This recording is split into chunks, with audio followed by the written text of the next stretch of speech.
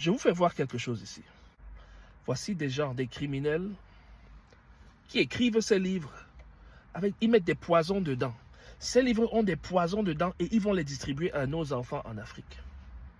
Les enseignants, je ne sais pas s'ils ouvrent les livres. Il n'y a pas des analystes, des psychologues pour vérifier ces livres avant de les donner aux enfants.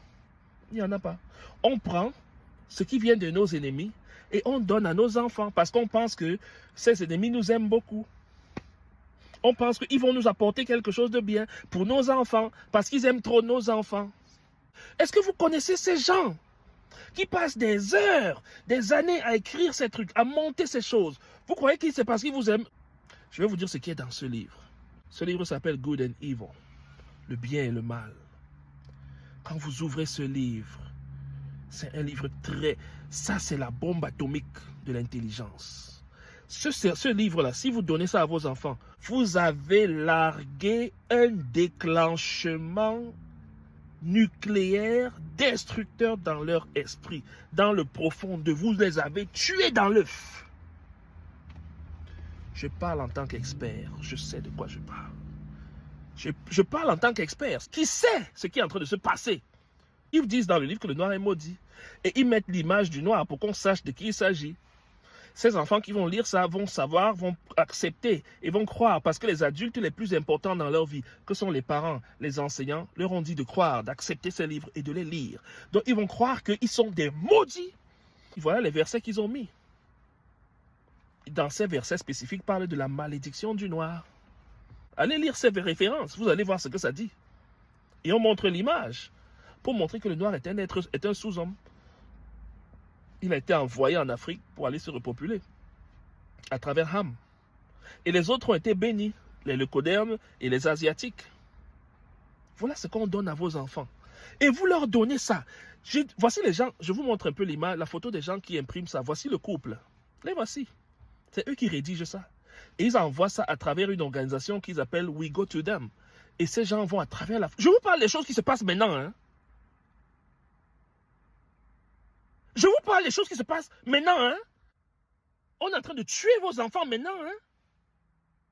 Pour le futur d'une Afrique zombifiée. Et si on ne se lève pas, ces choses vont continuer. Si on ne réagit pas, ces choses vont continuer. Voilà comment on humilie le noir. On insulte le noir. Et on met ça dans ce livre pour donner à des enfants. Je vous montre une autre partie du livre. Il y a tellement de pourriture dedans. Je vous montre un autre endroit. Voici là, on parle de l'eunuque éthiopien.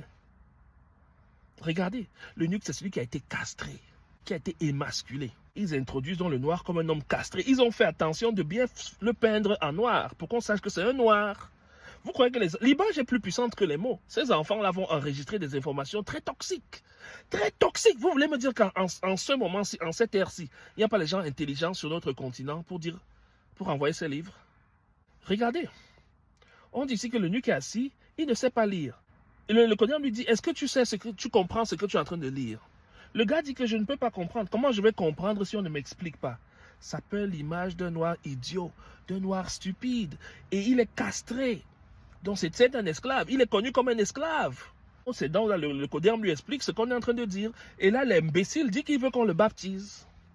Sachez que pendant que vous êtes dans les bars, dans les fêtes, dans le football, dans tout ceci, on est en train de faire un génocide intellectuel, un génocide culturel de vos enfants.